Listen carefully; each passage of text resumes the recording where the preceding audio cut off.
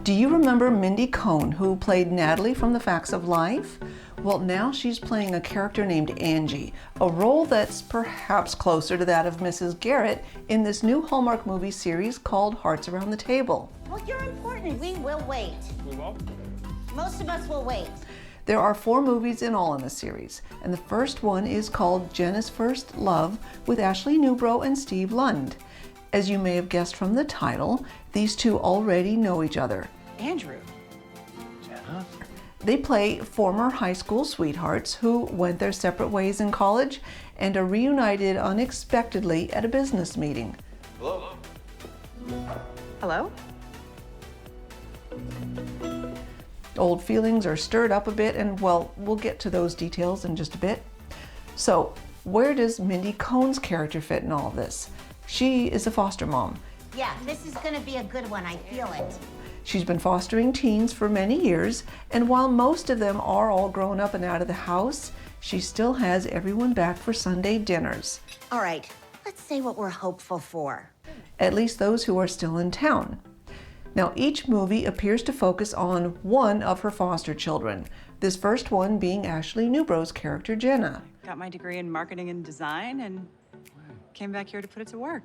So now, who is this first love of Jenna's, and how do they feel about each other now? I moved home to get into real estate with my brother John, and it turns out that's not very interesting.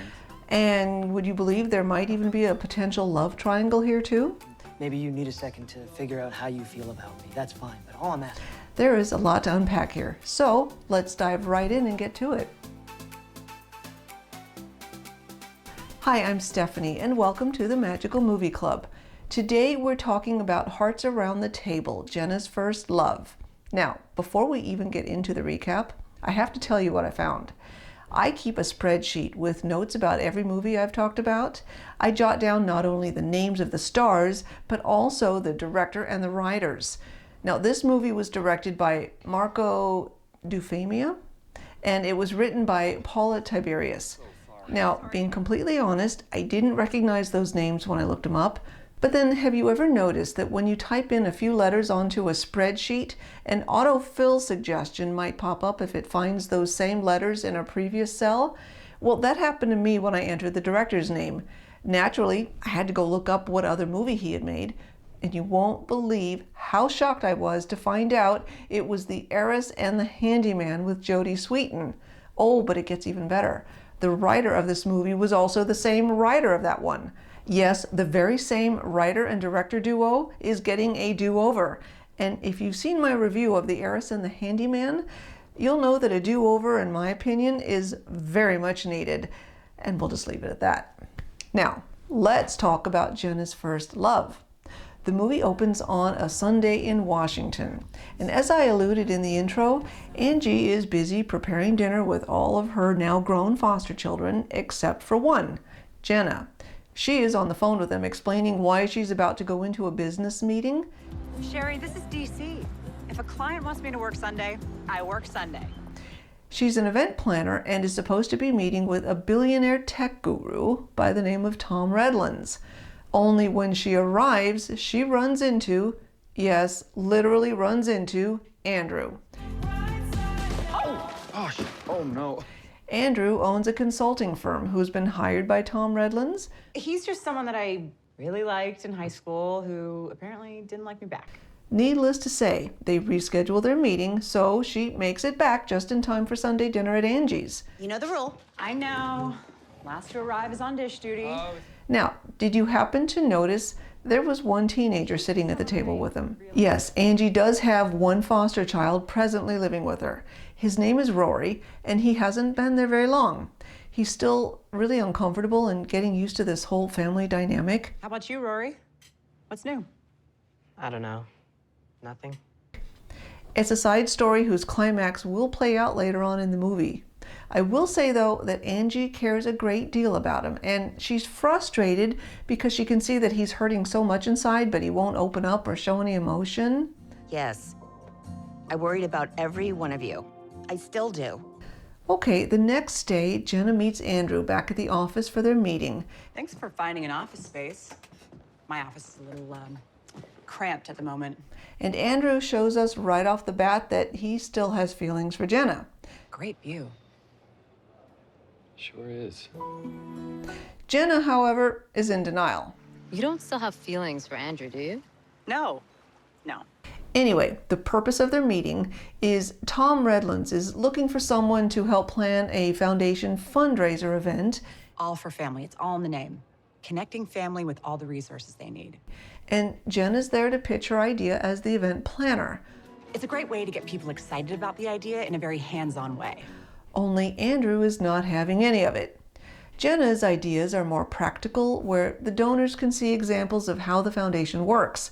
But he thinks Tom will want it to be more elegant and traditional. You know, champagne and caviar, a more distant approach. A lot of them shy away from learning about the ground floor details. They just want to mingle with other high net worth people. Well, for the next 24 hours or so before they make their formal pitch to this mysterious Tom Redlands, both Jenna and Andrew wrestle with their old feelings for one another. Andrew even talks about it with his workout trainer. Look, nothing good has ever come from trying to reignite an old flame. So the time for the meeting has come. Andrew and Jenna are still discussing old times. Complicated? That's how you saw it? And then Tom Redlands arrives, and get this, he shows up in a helicopter on the roof. Wow.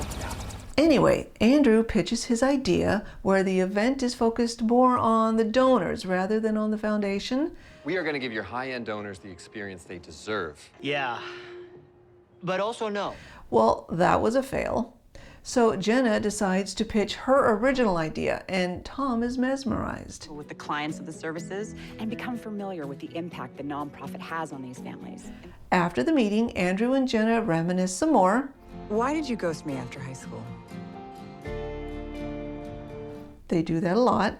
You know, my trainer has been the most constant person in my life for years.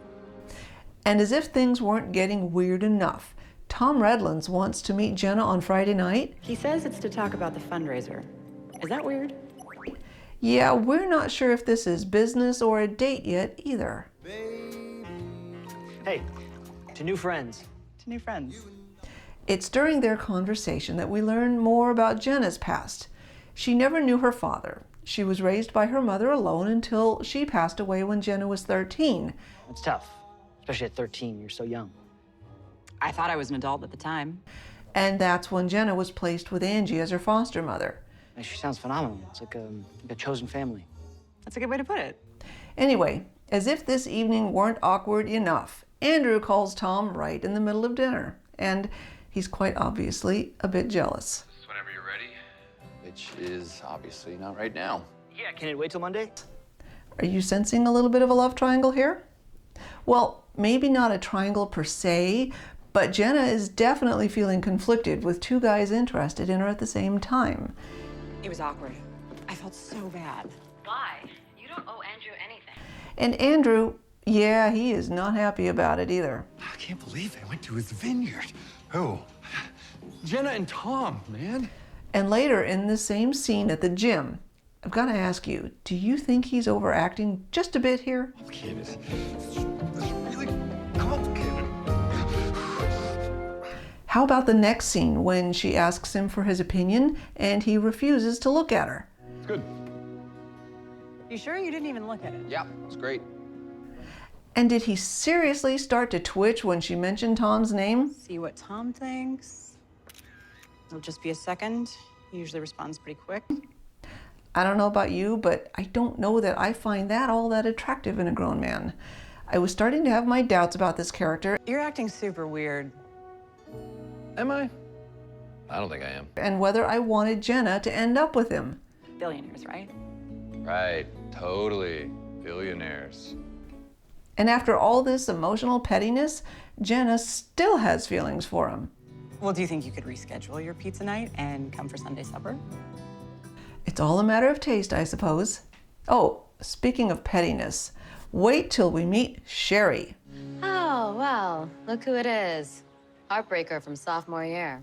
Now, would you have treated him that way after all of these years? Well, the whole evening was pretty much like that until Andrew finally spoke up. I'd like to clear the air. and said he felt pressure back then from his mother to leave Jenna and go to Paris after high school. It was all because of your mother? Yeah. But he also confessed that Jenna had once been the love of his life.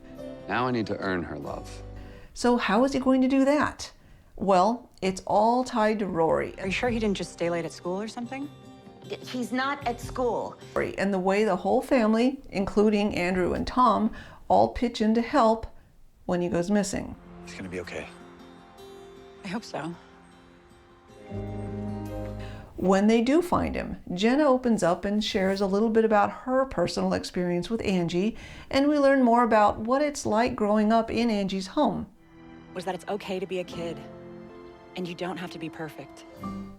This part was really sweet. And so was Angie when they all got home. I just love her. Maybe he could help you practice. Yes, he'll help you practice. But let's not forget, Jenna and Andrew and Tom still have some unresolved issues. For Tom? With Tom. Yeah. And I think I'll let you see how all that plays out. I'm not sure if your intention is to talk about business. Busted. I'm just going to say that there was more drama yet to come in the last 15 minutes or so of the movie. We also have to believe that Jenna would just walk away and leave her purse behind on the counter. My mind. So tell me, is it meant? And Andrew? Well, he's still being true to himself. Okay. The theme of you will always be. You know, I wasn't sure what kind of a character his mother might turn out to be, but when she was talking to him at the end about Jenna, I thought, finally, that makes some sense. If she doesn't know, she doesn't know. So, we know they end up together because it's Hallmark, right? But let me ask you, did you feel good about that relationship? Did you feel any emotion?